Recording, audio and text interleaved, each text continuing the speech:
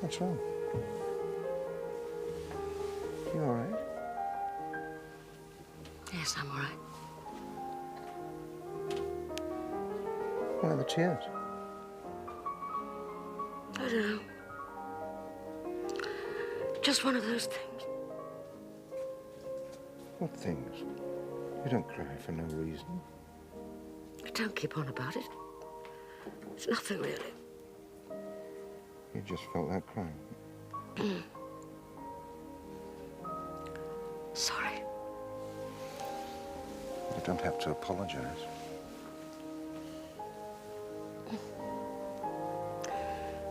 The judge paid me a compliment today. That's enough to make anyone cry. A compliment for what? My lack of emotion.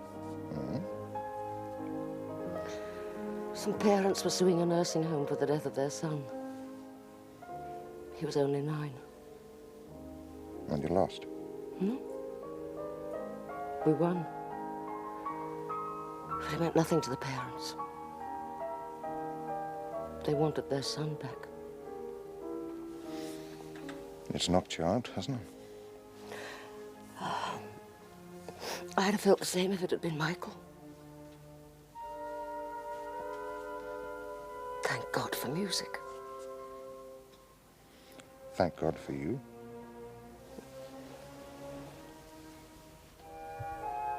And for you.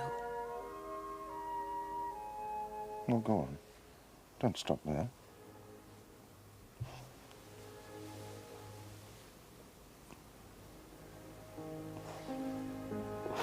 Chopin's making us maudlin. Surely you can express your feelings, Harriet. They're not going out on the 10 o'clock news. It's all been said. Not by us. We don't have to go on about it. Never seek to tell thy love. Love that never told. Harriet, you're putting up the barricades. No, I'm not. You simply don't want to commit yourself. If you like. All I want is to marry you. I shan't take away your independence. Sounds like the promised land. It could be. Probably would be. Do you mean that? Yes, I do. Well, then. Like some coffee? No, listen, it won't mean flower arranging and cocktail parties and handing round the gherkins. It won't mean chatting up the grocer and weeding the borders. It'll mean joining forces with me. We could work together. Barrister and doctor fighting for a better system. Better for the people you want to protect. Better for the people I want to help. Put dangerous men inside forever, if necessary, but at least make it possible for them to live in decency. Let them see their wives, share a bed together, give them proper work to do and a proper wage, perhaps even a trade union. Oh, come on, Ian, come back to reality. The idea's too radical. So is the National Health Service, but we've got it. Oh, people would need an awful lot of persuading. Exactly. And you, with your talent for advocacy, could do it. I'm not sure I could. Harriet, I need you. I need your help. It's not my line of country. Why not? I don't feel as strongly about people as you do. It's something I envy you very much. Something I admire. I'm too selfish. I'm still trying to win my own little war. What war? The need to prove that I'm as good as the best of them. So that I can say to myself, you've done it. You're a woman and you've beaten the system. I simply don't understand you. A moment ago, you said it sounded like the promised land. All right. I'm perverse. Especially on the subject of marriage. Part of me wants to marry you. The other, the ambitious part, doesn't. And yet I don't want to lose you. You want the best of both worlds. Don't you? Then what's the answer? I don't know.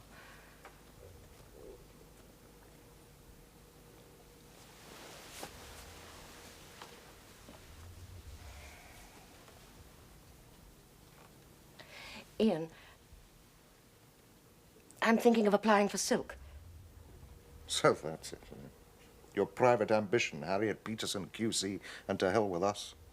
I don't think I should get it. Why? Because of what you did for me? We agreed not to talk about that.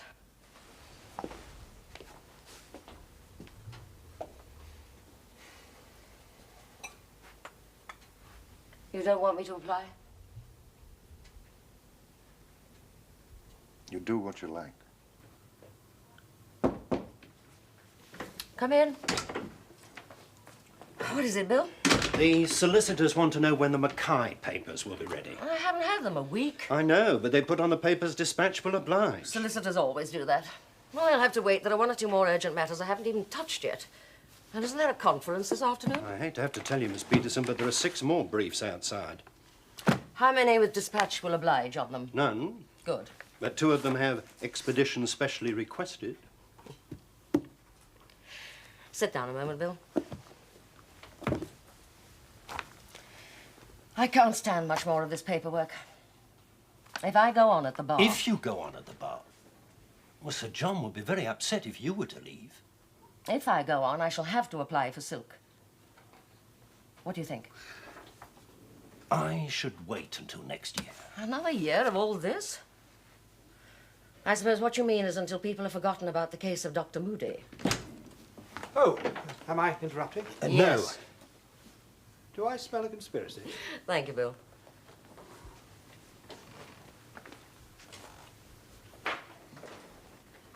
You want something, John? Mine will keep. What does he advise? Wait for a year. Excellent advice. Disregard it. I think you mean that. But I shall have to decide soon. It isn't fair to Ian. Well, why should you be fair? He's old enough to take care of himself. Every marriage is a gamble. You've had one disaster. You might be an excellent wife, you might not. I simply don't know. But I do know that you're a success at the bar, and you've got the ability to go all the way if you want to. It's a choice between backing a certainty and a doubtful runner. He won't wait forever. I should hope not. Is that brutal? Yes. I'm sorry, but what do you expect me to say? I want to keep you at the bar. Your profession needs you, and what's more, Harriet, I think you need your profession. If I apply, who should I get to support my application? Well, the normal thing is 2 High Court judges. 3 will be overdoing it. What about Bezenket? I'm sure he'd help. Then there's Musgrave. I should think his word would go a long way. Well, I've been in front of him several times in the past year and done fairly well, I think. And he can be difficult, but he's susceptible to women, such as our frailty. Oh, I don't think he dislikes me. Then there are your 2 men. I'll get William to make the appointments for you. Not so fast. I haven't made up my mind yet. You mustn't let anything I say influence you more than usual. I won't. Oh, by the way, there is one small thing you might help me with Of course, John. while you're still a junior. What do you mean? I want you to take a pupil, a rather particular pupil. How can I say no? I do see the difficulty. What sort of pupil? Well, Is he clever? she is very. She? My niece, she's in my room. Do come along and meet her. I can't stand the woman. Harriet, may I present my niece, Phyllis Bradstreet? Phyllis, this is Miss Peterson. How do you do? How do you do? Now, I've asked her if, out of the kindness of her heart, she will take you as a pupil. I shall be most grateful if you can take me. I'm sure you won't regret it. How nice of you to be so confident. Oh, that's quite all right. Uncle John tells me you're terribly busy. I expect I shall be able to take some of the load off your shoulders. Have you any idea what it's like being in chambers? I've been with Harford for about 6 months. By the time I left him, he was relying on me a good deal. In fact, he asked me to stay on. Why didn't you? Too specialised a practice. I wanted something a little more like yours. Uncle John has told me all about you. Really? Do you think I could learn a little bit more about you? Perhaps you could go into the details later, Harriet. I'm sure you'll get on like a house on fire. Oh, not so fast, John. I might want to put her out. It was the same with Harford. He nearly flung me out the first day. He ended up by trying to seduce me. I can assure you that that won't happen in this case. Well, I meant from going to other chambers. Ah. Phyllis, I do hope you realise that Miss Peterson is only taking you as a personal favour to me. She doesn't take pupils normally. You're a very lucky young woman. Perhaps we both are. Yes, on that happy note, Harriet, I'm sure you'd like to take Phyllis and show her your room. There's not much room, I'm afraid. You can use that desk. Gosh, it's tiny. My previous room was much bigger. How on earth do you manage? Somehow. You better study these. There's a conference at 2:30. You can come to it if you like, but you will keep quiet, won't you? Uncle John's rather splendid, isn't he? Splendid.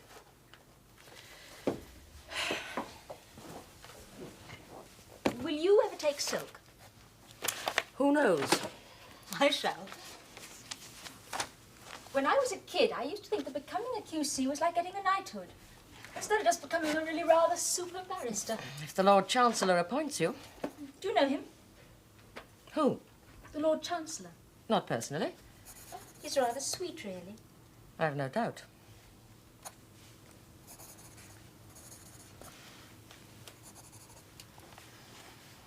You've had to work hard, haven't you?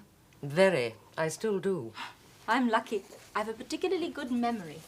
I think if you're going to get anywhere in this job, it's rather necessary. I'm sure. Harford used to say, Phyllis, why are you always bloody well right? He used to get furious, poor old thing. I suppose it must be humiliating, especially for a man. When Uncle John used to say, being right is a most unforgivable quality in a woman. I can see what he meant. Yes, I do find it difficult. Do you? What? Find it difficult? At the moment, very. Would you mind giving this to Bill? It's rather important. Oh, I'm sorry. I didn't realize. Nor did I. Yes, OK. Well, I'll call you back then. Goodbye. Miss Peterson asked me to give you this. It could be my notice. No such luck. Please make an appointment with Mr. Justice Bosanquet and Mr. Justice Musgrave. Good for you, Harriet. Dr. Moody, please. Oh. When will he be back? I see. No message, thank you.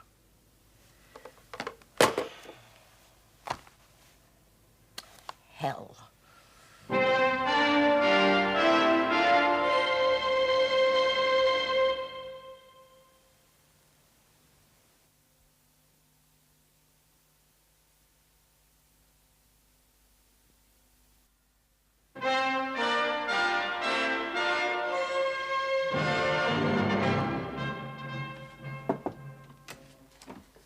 Miss Peterson, sir.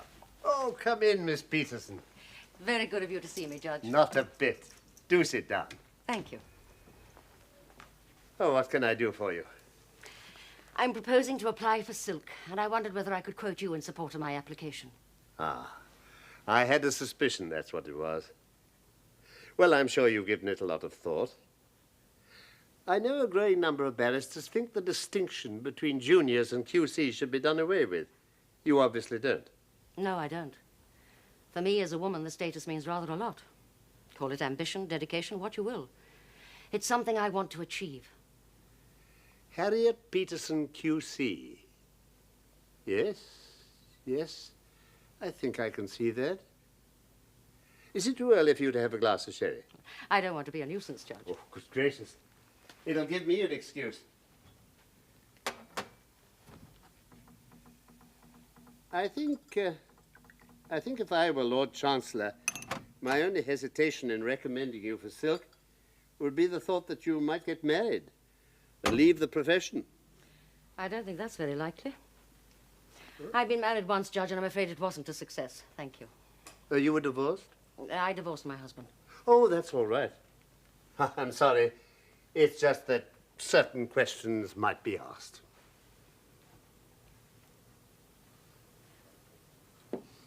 May I ask you a rather personal question, Judge? What is it?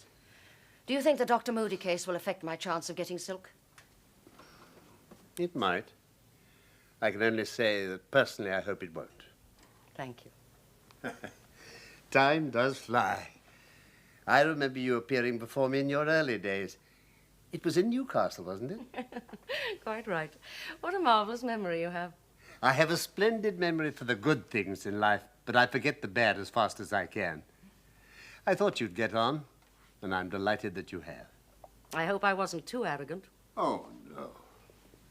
Now, there's all the difference between confidence and arrogance. Confidence is very important in an advocate. First-rate advocacy can affect judges almost as much as juries. Do you want to be a judge eventually?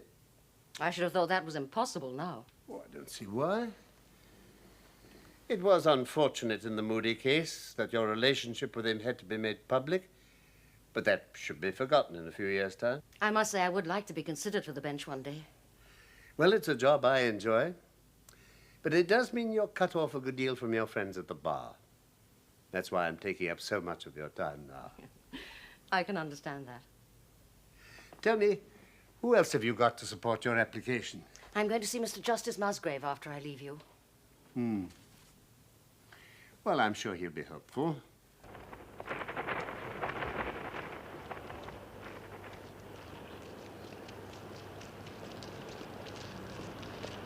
Morning.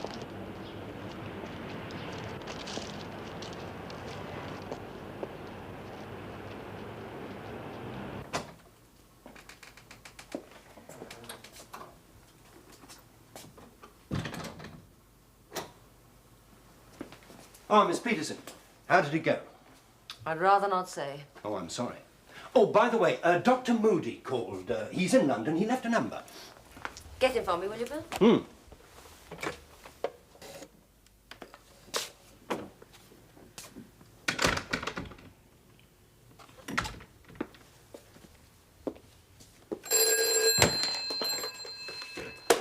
Hello? Hello? Ian? Yeah. Didn't recognize your voice.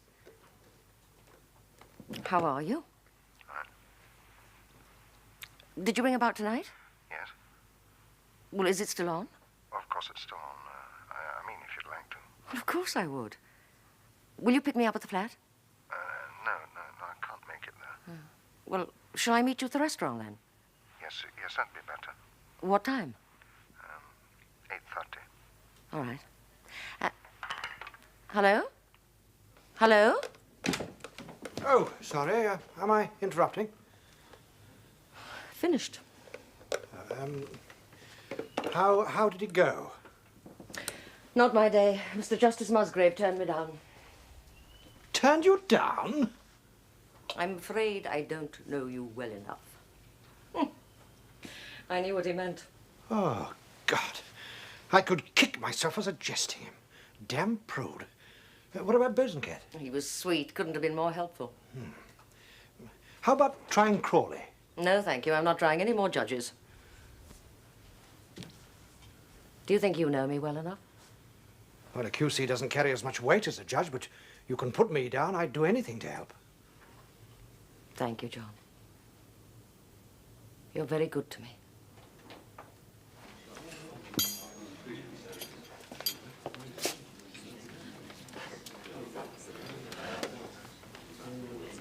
Sorry I'm late.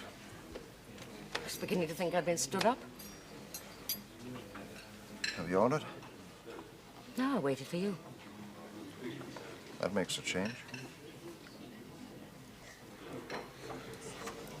I didn't hear from you all week.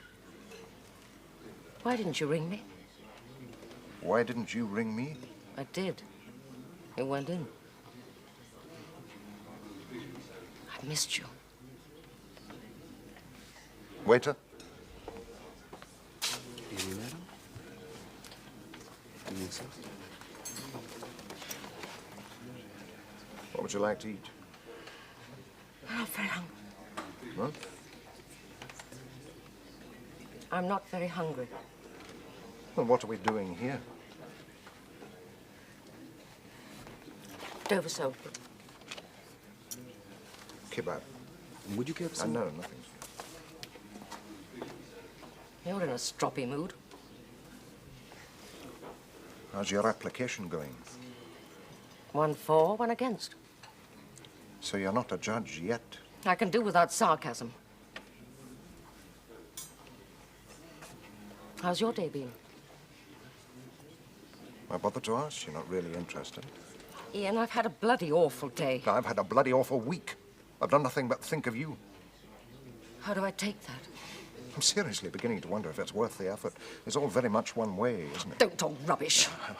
I'm thinking of applying for silk. That's what you said. Not, do you think I should apply? I don't happen to be You devious. could have considered my feelings. I did. It was like jelly when I told you. I knew you'd take it the wrong way. A kick in the stomach's a kick in the stomach. That's why I didn't tell you at once. I thought you weren't devious. I didn't want to hurt you. You never get me a thought.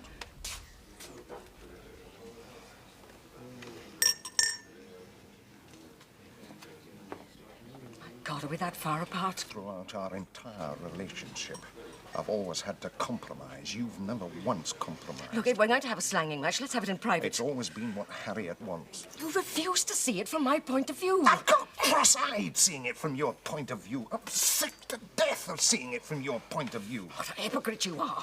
You make out you're the understanding liberal, the broad-minded humanist, but underneath you're just like the rest of your breed, a Victorian bully. You don't want a wife, you want a bloody housekeeper. And you don't want a man, you want a bloody mat. You're a typical career woman. Selfish, hard-faced, ruthless. And this is all because I didn't say, Ian, darling, please advise me, because I'm a weak, foolish little woman, and you're so big and strong and wise. I'm not surprised one of the judges gave you the thumbs down. You've no sensitivity, no humanity. No humanity? Thank you very much. My God!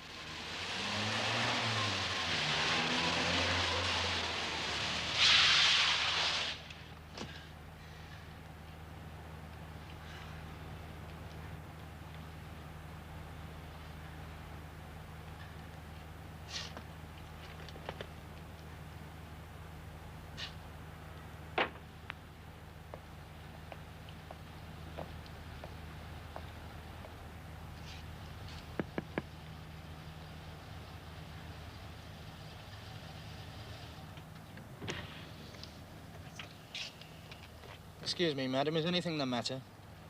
No, thank you, officer. I'm quite all right. Can I see your driving license and insurance certificate? Why? I haven't had an accident. No, but I wouldn't like to see you come any closer. May I ask if you've had anything to drink? Oh, yes, yes, I have. 2 glasses of sherry. 2 glasses of sherry. Are you going to breathalyze me? Would you mind getting out of this car and showing me your driving license and insurance certificate?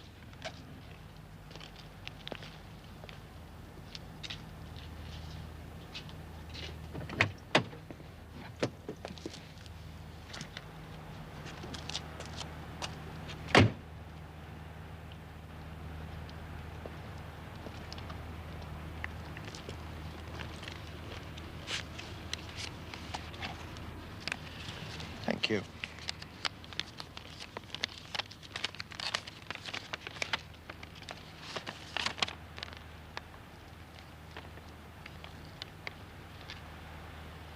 Miss Harriet Joan Peterson.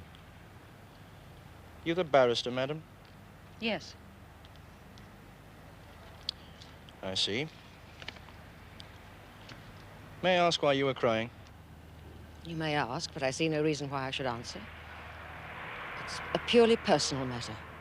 Well, you were driving like a maniac, if I may say so. I've never seen one drive. You might very easily have killed someone. Who?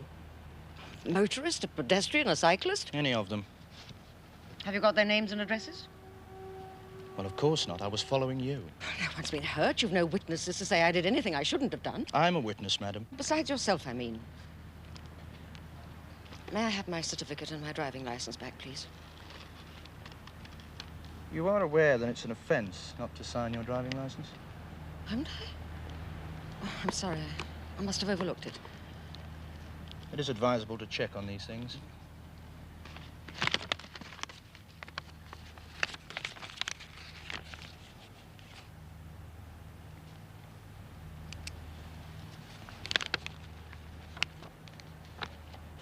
Thank you. Anything else I can do for you, officer? I shall make a full report when I get back to the station. In the meantime, I must warn you that you may be charged with careless or dangerous driving. When will I know? When the matter's been fully considered. When will that be? Any time in the next 2 months. Well, could I ask for any letter to be sent to me at my chambers? 14. Old Court. Temple EC4.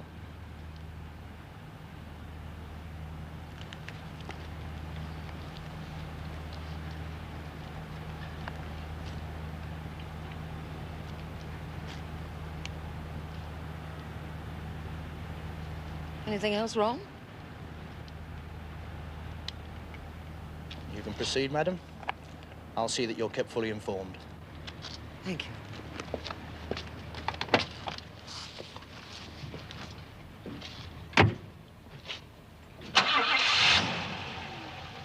Good night, officer. Good night.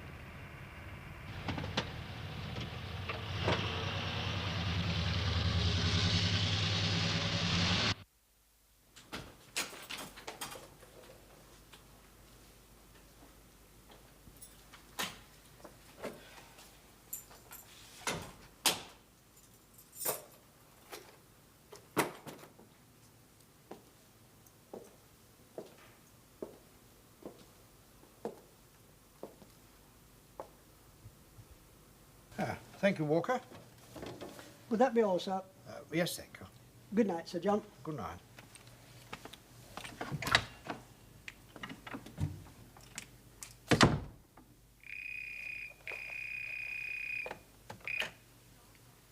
Hello? John? Harriet? I'm sorry to ring you at this hour, but I had to talk to somebody. What on earth's the matter? I may be prosecuted for dangerous driving. Anyone hurt? No. No accident even, but it was a pretty near thing. Huh, I thought at least you'd killed a copper. Why are you so upset? Ian and I had a frightful scene in a restaurant. I stormed out and drove like a maniac. Dear, oh dear. What's the evidence against you? A policeman followed me. Anyone? Yes. That's lucky. Did you make any admission to him? No. I should have. I behaved outrageously, and I should have said so. 99% of the population would disagree with you. They'd say it's up to the police to prove it. That's no excuse. The question is whether they'll prosecute. He warned you, I suppose. Yet he said he'd make a full report. John, if they do prosecute and I plead guilty, do you think it'll affect my application? Very likely the prosecution wouldn't take place until after the silks had been chosen. Yeah, I thought of that. What if I'm unlucky?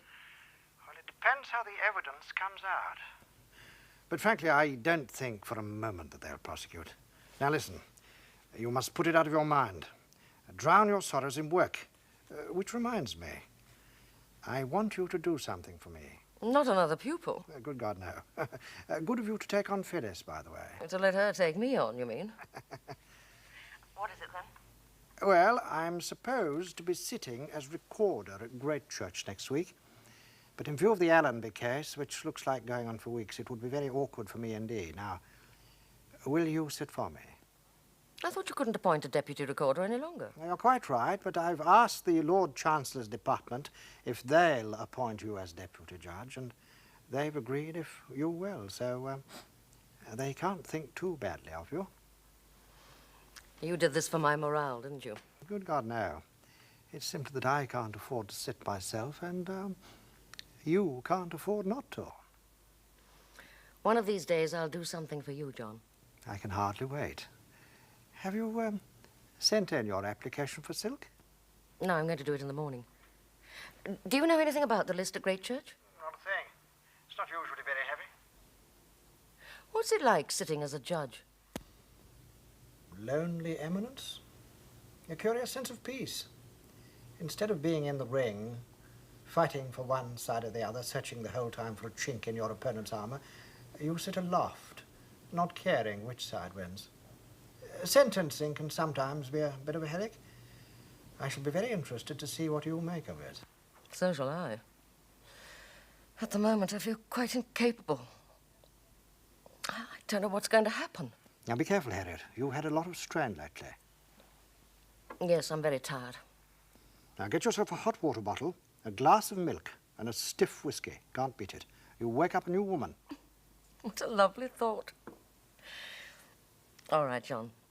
Thank you. I'm sorry I troubled you. Not at all, my dear. Good night. Good night.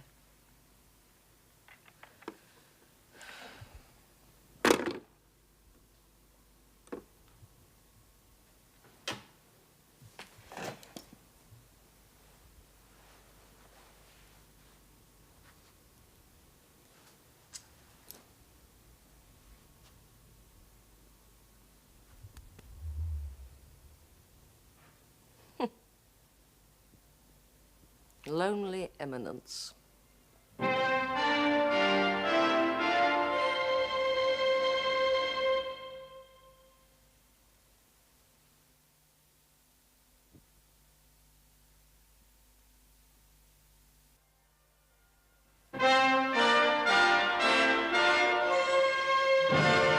January the 21st last, at 10:35 a.m., the down platform at Manton Station was full of passengers waiting for the train due to arrive at 10:37. At the time, however, there was a goods train carrying petrol standing at the platform. Nevertheless, the accused, Signalman Meade, deliberately gave the green light to the passenger train, which was a quarter of a mile away from the station, round a bend in the line, so that the engine driver could not see the stationary goods train. Having signalled the passenger train through, the accused then suddenly changed his mind, left his signal box, and rushed down the line and stood in front of the oncoming train with his arms out. The driver just had time to stop, but the accused plainly risked his life in warning the driver in that way. Subsequently, he was questioned as to what had happened. At first, he said it was an accident, but later he admitted that this was untrue. I quote his actual words. "I'd had a flaming row with a wife. I didn't care what happened. I wanted to die, so I put the signal at green. Then it suddenly hit me. Other people would die and not me. There was nothing else I could do, so I rushed in front of the train to stop it. I wish it had killed me. I am terribly ashamed." The accused is aged 38, has never been convicted of any offence, and has an excellent 20-year record with the railway. He is married with 2 children, and apart from this offence, has the highest possible character. Thank you, Mr. Tapworth. Well now, Mr. Meade.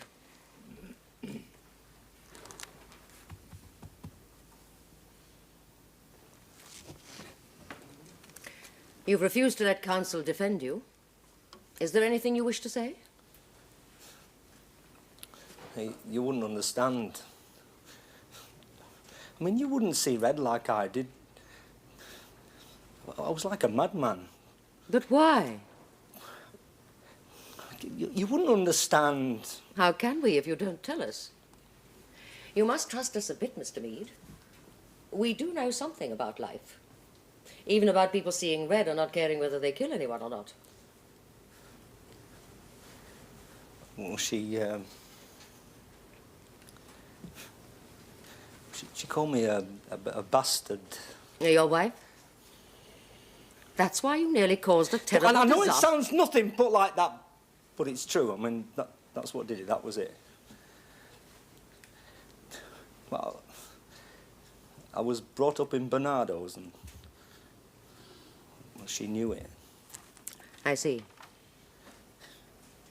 I don't know what happened. I just lost control. I went storming out of the house. I didn't know nothing till I suddenly realised what I'd done. And then I ran like mad. And by miracle, I managed to stop the train.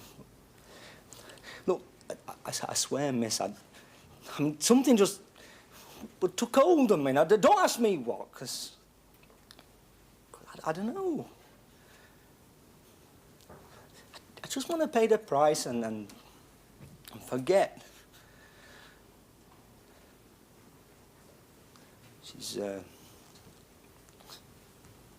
she's been a good wife, and I've got a good family, and I'm sorry. But I'm sorry because I could have killed all them people. God, I'm sorry. I'm sorry. Thank you, Mr. Mead. The bench will now retire to consider sentence. All rise. Mrs. Arrow, Captain Glint, this is the first time I've sat in this capacity. So although I control the proceedings in court, please don't think I intend to do the same thing out here. The softening up process. Don't worry, Miss Peterson. You can rely on us. I'm afraid I'm out of my depth. Let it pass, Captain. I'm sure Miss Peterson understands. What's your impression, Captain Glint? Oh, ladies first, please. On the whole, I think we should fine him. Better if some penalty were imposed, and sending him to prison will do no good. Well, I think we owe it to the public to ensure it doesn't happen again. I think the fellow should be taught a lesson. But he's learned his lesson. What's the good of sending him to prison? But the lesson might have been learned at the expense of a terrible loss of life. Have you never lost control of yourself? Yes. I must confess I lose my temper sometimes. There, but for the grace of God. The public must be protected from this sort of thing. Are you suggesting that if we don't send this man to prison, other signalmen may be tempted to do the same sort of thing? No, I'm not. I'm saying that the public is entitled to have the knowledge that the offender has been properly dealt with. There would justifiably be a feeling of outrage if we were to let him off with a caution. But I don't suggest that he be let off with a caution. I suggest a fine, say £50, payable by instalments. If a party of children had been killed, including a child of our own, could we have felt the same? I expect my feelings would have been entirely taken up with my grief. There would have been no desire for revenge. I wish I could agree. I could have no doubt about the penalty. Luckily, he stopped the train in time. If he started off 3 seconds later, he'd have been charged with murder. Yes. Funny thing. The fellow's just like one of my father's under-gardeners. May I ask what that's got to do with the case, Captain? Well, nothing at all. I thought you might be interested. In my view, we should send him to prison for 12 months. I've sat on several courts-martial, don't you know? Of course, we've always had some legal Johnny to tell us what to do. I hope I haven't told you what to do. I think you would like to. Certainly not. I want to hear both your points of view. Very well, then. You might consider the man's wife and children. If we send him to prison, we're punishing them as well. Well, the wife was involved. Shall we send her to prison, too? Well, it was she who drove him out of his mind. So, a sentence of imprisonment is partly to punish the wife. Well, certainly, there can be no doubt about it. In my view, that would be an outrage. I could never agree. Well, Miss Peterson, what's it to be? Albert Mead. After careful consideration of this case, the bench are satisfied that whatever further domestic problems you may have, you're not likely to behave in this criminal way again. We have also taken into consideration the suffering you've already endured since the incident. For these reasons, we're going to take a lenient course with you. You will be fined £50, payable at the rate of £5 a month. I hope that you will now be able to put the matter behind you.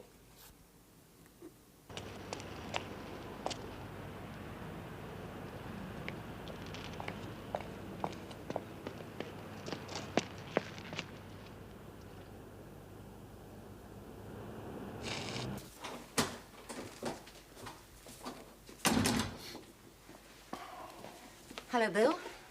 Anything happened? Oh, you've finished, have you, Miss Peterson? Yes, quite an interesting list. Any urgent messages? I left a pile of work on your desk. Oh, and a communication from the police. I can guess what that is. 2 tickets for the police ball. From the commissioner himself. Pays to keep in with the law. I hope that's what he thinks.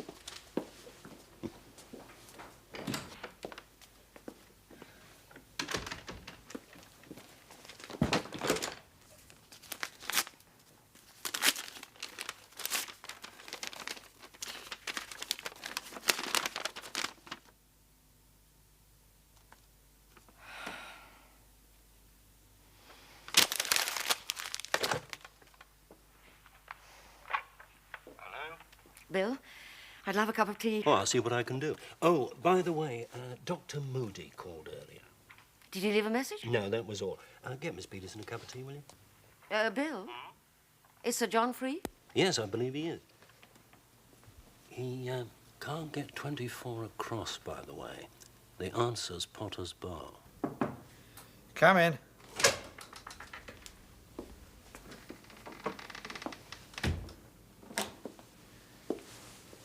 Where the man at the wheel can drink. Potter's Bar. Of course. What a fool I am. Thank you, Harriet. You've restored my self-respect. How did you get on? Quite well, I think. I must say I didn't relish sitting in judgment on a man whose mistake was not much worse than mine. By the way, I've heard from the police. Much sooner than I thought. They've let me off with a caution. Oh, what a relief. I had lunch with Harold Plant. Rather disgusting, actually. The food, I mean. Harold Plant? Lord Chancellor's permanent secretary. Oh, of course. We were at prep school together. Got a hell of a whacking from the Greek mistress, I remember. Been a misogynist ever since. Good morning, Lord Chancellor. Good morning, Harold. Oh, please, do sit down. I'm in a bit of a rush this morning. The PM wants me to see the French ambassador, but before I get caught up with that, I thought I'd have a preliminary word with you about the new silks. They're my first lot. Any of them worrying you in particular? Two. One of them is married to one of my godchildren. Oh, Bill Medway, you mean? Yes, and the other is Harriet Peterson. But let's take young Medway first. You know, there's a bit of a problem in his case. You mean the conviction? Yes. Well, he travelled first class with a second-class ticket. Said he intended to pay the excess, but forgot. Damn fool to do a stupid, silly thing like that. How long ago was it? Just on 2 years. I think I'll leave it to my successor. Rather hard he should have to wait all that time just because you're his wife's godfather. Well, that's his bad luck. I look upon all silks as potential judges. Personally, I'd never appoint a man as a judge with that sort of conviction against him. He's paid his fine.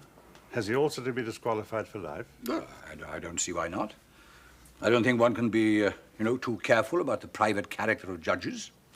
I wouldn't bar him from becoming a silk. But I'm not going to make him one. Not yet, anyway. So much for him. Right. Now, what about Harriet Peterson? She's got a lot of work and a good reputation at the bar. Meaning? Well, there was that case, the one involving Dr. Moody. Personally, I rather admired her courage. Yeah, so did I. But you know, admiration is one thing and approval is another. What else do you know about her? One grown-up son. She divorced her husband on the ground of desertion, long before she met Moody. Not a discretion case? No. Good. Nothing else against her? Only that she's a woman. Well, you'd hold that against her. In the context of a bar, yes. I wouldn't personally. Well, I'm not going to make the slightest distinction between men and women. That may be a bit hard on the woman. How do you mean? Well, there are only 4 women applying. If none of them is appointed, women's lib may start lying down in the Strand.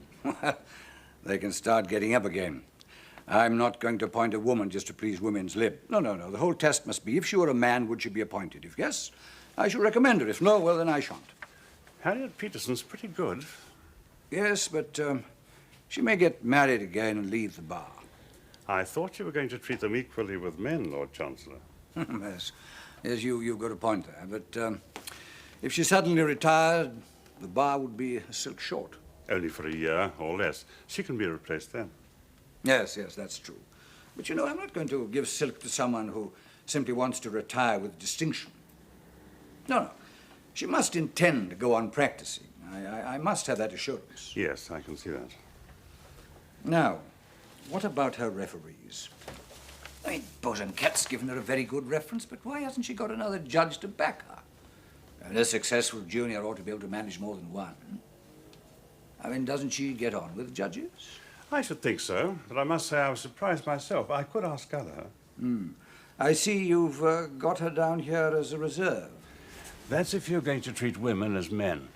But if you'd been intent on appointing a woman because she was a woman, I'd have suggested her. Well, as I said, I'm not. But as this is a close thing, I think you better get on to John Gallagher. Have a word with him and let me know what he says. Sir John Gallagher, Sir Harold. Come in, John. Nice to see you again. How are you, Harold? Overworked, I imagine? If I weren't, I wouldn't admit it. Sherry? Thank you.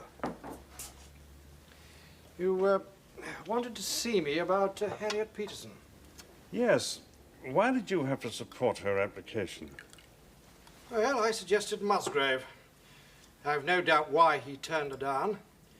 She was too upset to try anyone else. Musgrave? That wasn't very bright of you, John. Do sit down.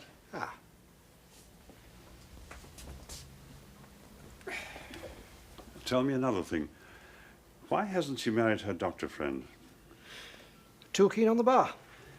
You see, the Lord Chancellor wouldn't be best pleased if she took silk and then retired to the marriage bed, so to speak.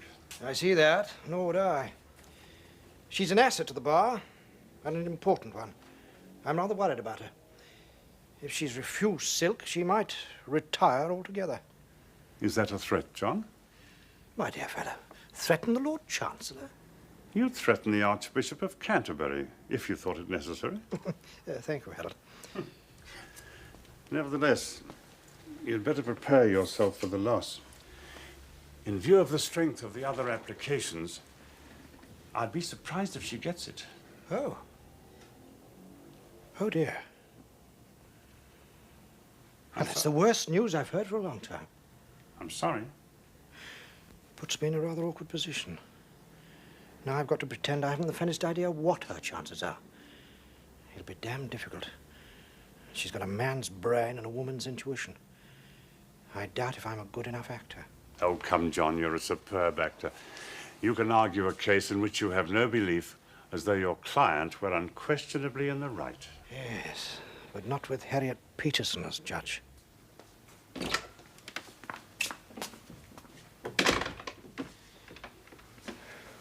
Bad news, I'm afraid. The silks are out, and you're not one of them. You can't have seen a list. No, but those who've got it have been told. It'll be in the papers tomorrow. I take it you haven't had a letter? Of course not. I'd have told you at once. I really am terribly sorry. Try not to be too upset. I know that's easy to say. You've had several knocks recently, but don't take this one too hard. Yes? Dr. Moody to see you, Miss Peterson. Just a moment. Someone to see me. A client? No. Ian. Oh. Now, look, Harriet. I really do know what I'm talking about. Now, don't give way to him. Bill, ask him to come in, please. Now, Harriet, please, stand firm. Sir John. Dr. Moody. Now, don't take up too much of her time. She's got an awful lot to do. So have I. Yes. Well, your timing's impeccable, I'm sorry to say.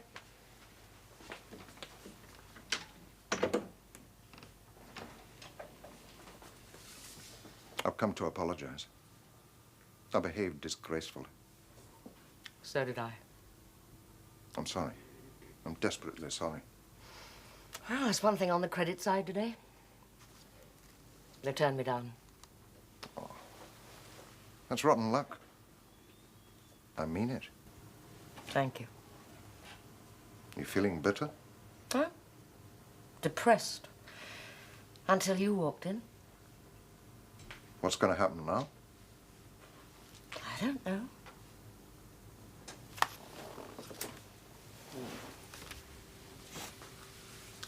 Any suggestions? No comment. You wouldn't want me on the rebound, surely. Try me. I think Harriet ought to have this at once. It's from the Lord Chancellor's office. Excuse me.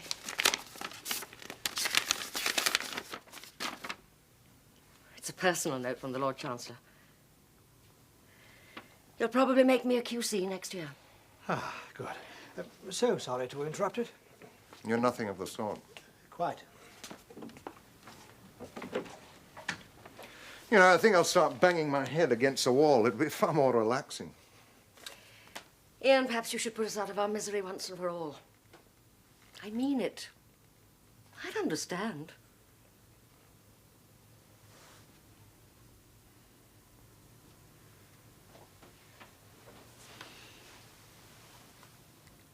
Hungry? Yeah? I told the restaurant to keep that Dover sole warm for you. But there'll be no walking out on me this time. Why this time? It's your turn to pay.